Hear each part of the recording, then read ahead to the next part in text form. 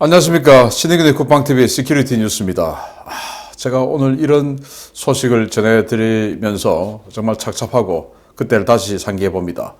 박근혜 전 대통령이 탄핵되는 과정에 북한이 개입이 되었었다라는 것을 당시 북한 정찰총국 요원이었던 사람이 탈북한 분이 있는데 그분이 직접 증언했고 그 파트너, 한국 측의 파트너까지 공개를 했습니다. 정말 우리가 생각했던 중국 측의 세력 그리고 북한 세력들이 탄핵에 개입되어 있다라는 심증을 확실하게 증언을 해준 이런 상황이기 때문에 더 분노가 치밀어 오릅니다. 이런 상황에서 당연히 그때 개입을 하는 최고 수장이었던 시진핑 중국 주석이 지금 중국에 좀 흔들리고 있다라는 그 분석이 홍콩 명보를 통해서 나왔습니다. 에포크 타임스 등 반중 언론의 분석이 아니고 명보의 분석이기 때문에 좀 더 가치가 있지 않나라는 생각이 들어서 소개를 해드리겠고요. 북한 김정일 죽은 지 딱 오늘로 10년째입니다. 당연히 김정은이 즉위한 지 10년이 되죠. 이 관련해서 충격적인 영상통화를 토마스 그린필드 미 유엔 대사가 했고 그걸 공개를 했습니다. 보겠습니다. 김정은 집권 10주년을 맞아 미국의 전방위 대북 인권 공세가 강화되고 있습니다. 최근 안보리에서 북한 관련 비공개 회의를 소집했던 유엔 주재 미국 대사가 유엔에서 탈북 여성과 공개 화상 통화를 하며 북한 인권 실태에 맹폭을 퍼부었다는 소식입니다. 린다 토마스 그린필드 유엔 주재 미국 대사가 현지 시각 12월 15일 유엔 안보리에서 북한 관련 비공개 회의를 주재한 직후에 가진 기자회견에서 비공개 회의 전날 탈북 여성과 가졌던 공개 화상 통화 영상을 전격 공개했다고 미 국무부가 밝혔습니다. 그린필드 대사와 영상통화를 했던 조이 씨는 현재 미국에 거주하고 있는데요. 화상통화 영상을 통해 북한에서의 끔찍한 생활, 탈북 후 중국에서 겪었던 지옥 같았던 삶들을 폭로하며 전체주의 독재 정권의 실태를 맹렬하게 비난했습니다. 그린필드 대사는 조이 씨의 삶은 북한의 전체주의 정권이 주민을 희생시키는 것을 국제사회가 똑바로 인식해야 한다는 점을 상기시키는 사례라며 그녀는 생존을 위해 중국으로 탈출했지만 10대의 나이에 성노예로 팔려 끔찍한 삶을 살았다. 결국 탈출에 성공했고 그녀의 강인함과 끈기, 용기는 감동을 주고 있다. 라고 강조했습니다. 이번 화상통화는 그린필드 대사의 요청에 의해 사전 조율 없이 12월 14일 전격적으로 이루어졌는데요. 조이 씨는 국제사회는 제재나 김정은, 핵에 관심이 많이 갔지만 우리가 말하고 싶은 것은 그 안에 사는 일반 사람들의 삶이다 라며 많은 여성들은 극심한 인권 탄압을 겪고 있고 탈북에 성공한 여성들에 대한 인신매매도 일상이다 라며 국제사회가 북한의 인권 실태, 특히 여성 인권 실태에 관심을 가져줄 것을 호소했습니다. 화상통화에서 그린필드 대사는 조이 씨의 용기와 끈기에 찬사를 보내며 북한 인권 문제는 특정 시기나 목적이 아닌 지속적으로 제기되어야 할 중요한 문제라며 국제사회가 함께 이 문제를 해결해야 한다고 강조했는데요. 한국 정부의 주장에 따르면 종전선언에 적극적이라는 미국이 북한의 영린인 인권 문제에 대한 비판 수위를 높여가는 이 상황, 아무래도 미국은 문재인 정부가 원하는 종전선언을 해줄 마음이 없는 것 같습니다. 여기 이분이 조이 씨입니다. 한국으로 탈북했다가 한국에 있어서는 안 되겠다 싶어서 그랬는지 미국으로 지금 옮겨서 미국에서 살고 있다고 해요. 미국에서 북한 관련 인권운동을 하고 있다고 하는데 12월 15일 유엔에서 북한 인권 관련 또 북한 전체, 북한 문제를 다루는 비공개 안보리 회의를 했는데 그 하루 전날인 12월 14일 갑자기 미 국무부에서 이 조이 씨에게 전화가 온 거죠.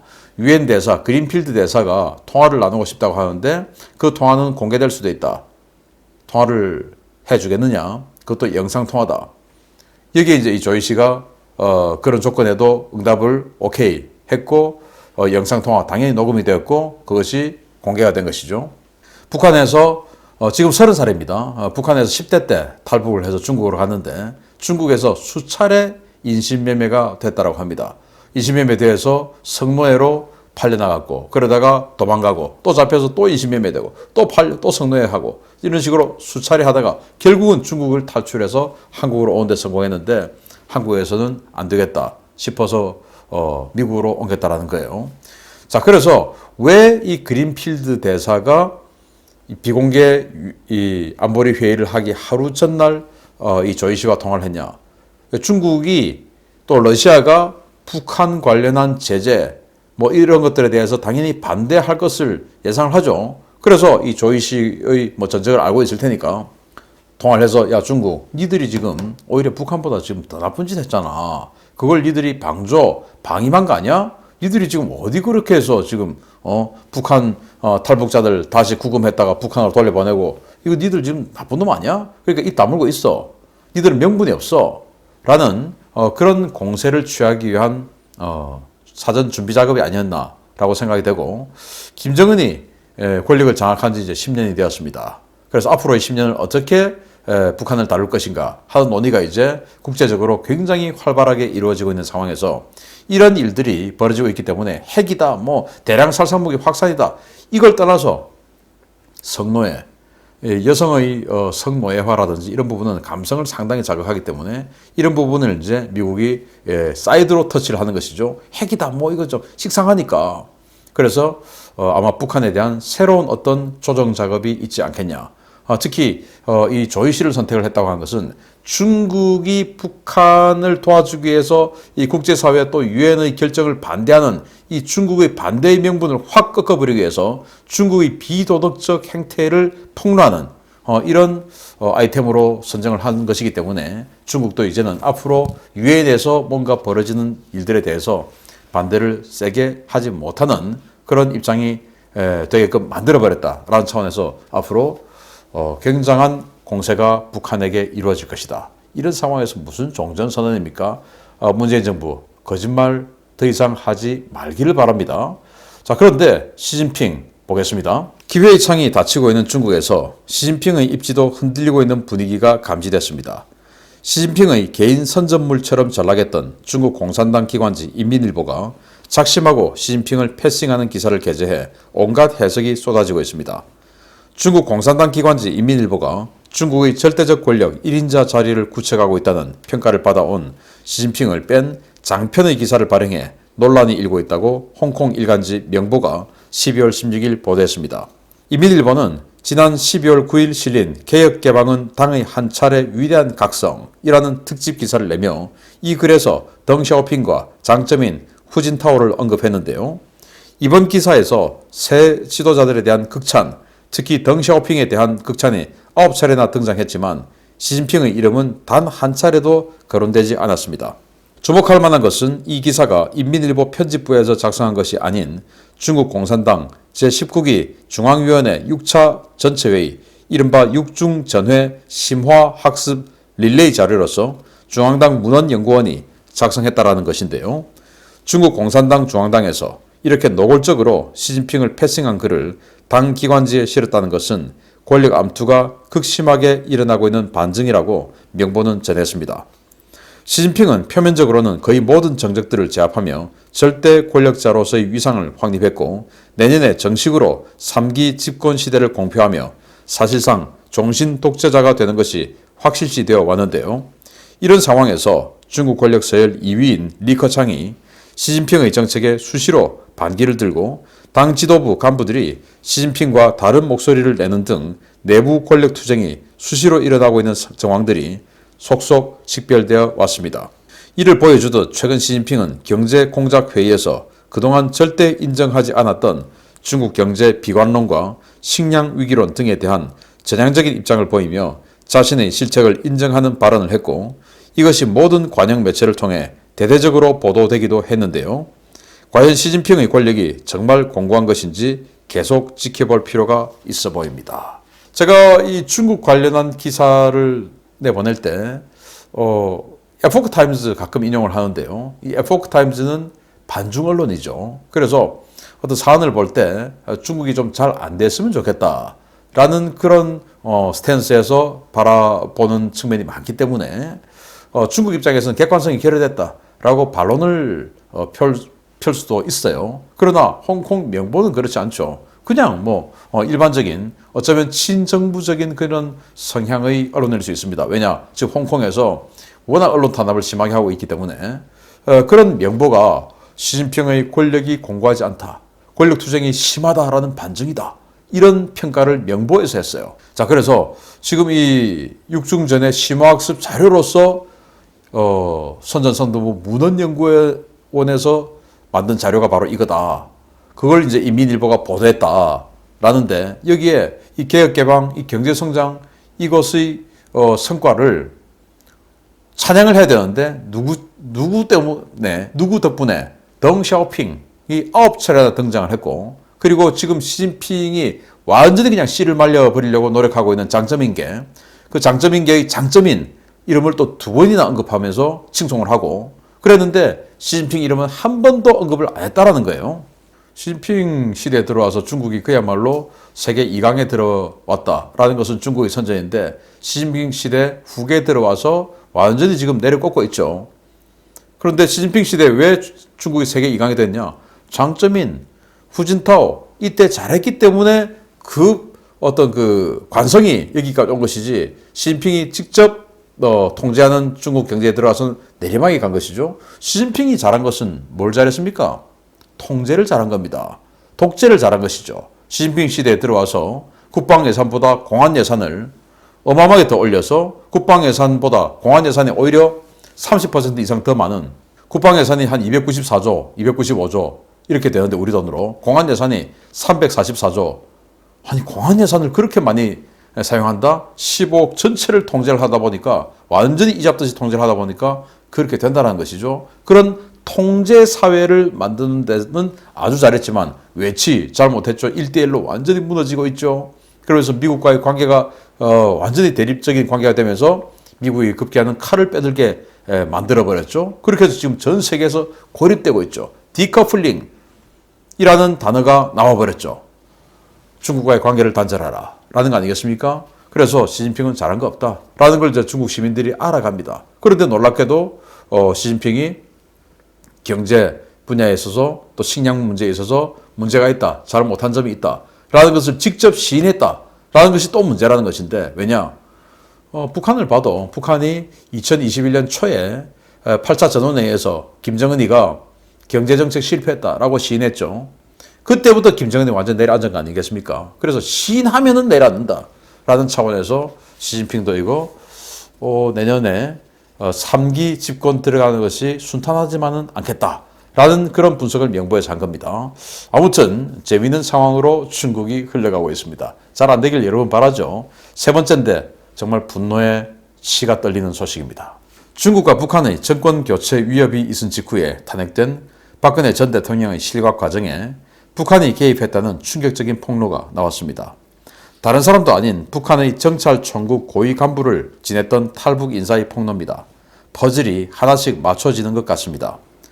북한은 그동안 한국의 대선에 늘 개입해 왔으며 지난 박근혜 대통령 탄핵 사건 당시 북한은 이를 너무 좋은 기회로 보고 적극 개입했다고 북한군 정찰총국 대좌 출신인 김국성 씨가 12월 17일 펜앤마이크와의 인터뷰에서 폭로했습니다. 북한 군부 내 핵심 인사 중의 하나로 장성택 계파로 분류됐던 김국성 씨는 지난 2014년 탈북에서 한국에 들어왔는데요.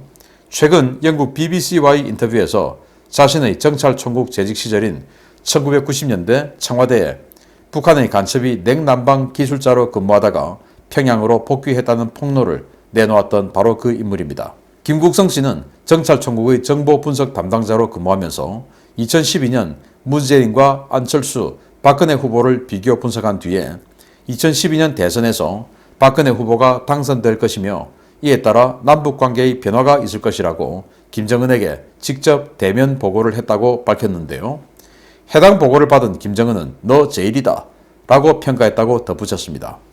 그는 애초에 북한은 박근혜 후보가 당선되면 남북 정상회담 등을 추진할 생각이었다 라며 그런데 박근혜 후보가 당선된 후에 예상외로 대북 강경책을 쏟아내자 김정은이 이를 매우 싫어했고 그래서 박근혜 탄핵에 개입한 것이다 라고 주장했습니다.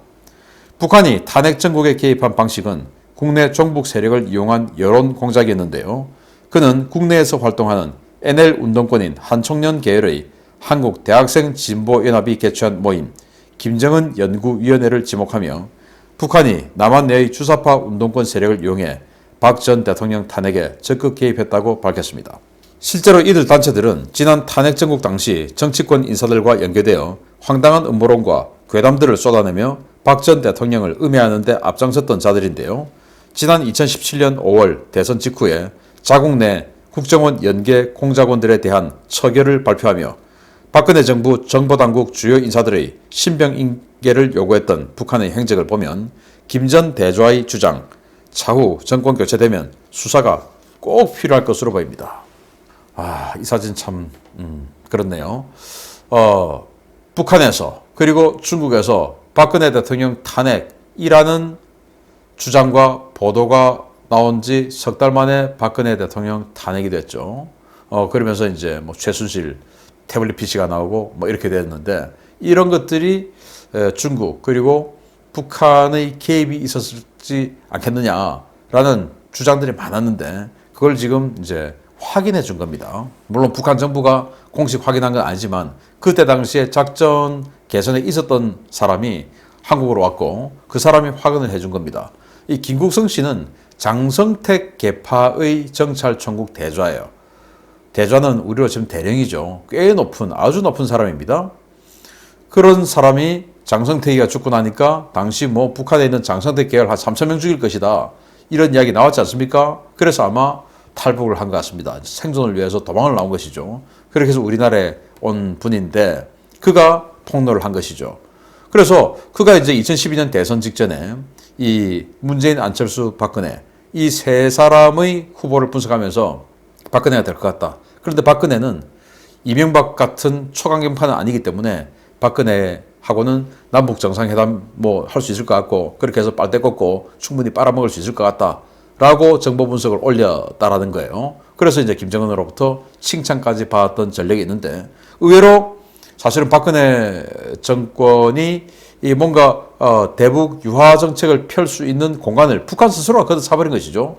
박근혜 대통령 취임 직전에 은하사무 쏴버렸고 핵실험 해버렸고 뭐 이러다 보니까 뭐 이 대통령 계급장 달기 전에 그냥 바로 인수위 시절에 핵실험하고 뭐 대륙간 탄도미사일 쏘고 하는데 무슨 뭐가 되겠습니까? 지네들이 사실은 그렇게 만든 거죠. 그렇게 해서 박근혜 정부하고는 처음부터 끝까지 완전히 대립으로 달리게 되어버린 것이고 그래서 그들이 생각하는 거하고는 전혀 다른 방향으로 흘렀기 때문에 안 되겠다 박근혜 어떻게 좀 속아내야 되겠는데 라고 하던 차에 사드 사태로 인해서 중국도 박근혜를 대통령을 없애야 되겠다 라고 해서 중국하고도 교감이 되어버렸고 그게 이제 갑자기 그렇게 북한과 중국이 교감을 맺으니까 급물살을 타게 된 것이다. 중국은 지금 민주당 내에 친중 인사들 얼마나 많습니까? 여기에 있는 김두관 이런 자들 뭐 대표적인 친중 인사죠. 이런 자들을 이제 선동하고 리모컨 작동해서 스타트해라 라고 지령을 내렸을 것이고 저는 그렇게 짐작을 합니다. 그리고 북한은 뭐 그렇게 또 네트워크 되는 정치는 있을 수 있고 또 대진년 지금 뭐 이 사람이 김국성 씨가 대진년을 바로 지목했어요. 한총련 계열의 대학생 단체죠. 뭐 김정은 위임맞이 어쩌고저쩌고 바로 그 자들입니다. 그 자들을 컨택해서 그 자들에게 지령을 내려서 스타트해라. 그래서 그 대진년 여기서부터 해서 민주당 이 실세들하고 그쪽에서 뭐 온갖 괴담들이 거기에서 다 나온 겁니다. 북한의 지령에 의해서. 뭐 7시간론 거기에서 구들 한다 뭘 한다 뭐 테이프가 나올 것이다. 다 여기에서 다 나온 겁니다. 그렇게 해서 국민들을 완전히 그냥 바보로 만들어서 이런 결과를 이루어내는데 이 박근혜 대통령 탄핵되고 그리고 문재인이 대통령 당선된 그 다음날 노동신문에 어떤 기사가 나왔냐. 남조선 국정원장 남재준 그리고 이병기, 이병호 이 3명 넘겨 북한에. 그리고 거기에 국정원 몇 팀장 누구 그리고 국정원 몇 팀 직원 누구 이름 다 나열하면서 애들 북한으로 다 넘겨. 어디 감히 김정은 우리 최고 지도자 수령 동지를 암살하려고 그랬어. 그때 이제 3기 국정원장이었던 이병호 국정원장 시절에 김정은 암살 그때 뭐 우리 참수작전 부대 만들고 막 하던 그 시절이었습니다. 암살 작업까지 준비를 했다고 하니까 다 넘겨. 그러니까 국정원 내에도 북한의 스파이가 있었다는 말이 되겠죠. 그래서 반드시 정권 교체해서 국정원에서 북한에 협조하고 있는 자들, 또 정부 요직 내에서 북한에 협조하고 있는 자들, 그리고 우리 사회 내에서 북한과 중국에 협조하고 있는 자들 전부 속아내야 안전한 대한민국이 되지 않을까라는 생각을 해보면서 다시 한번 씁쓸하고 분노가 치밀어 오릅니다. 마치겠습니다. 감사합니다.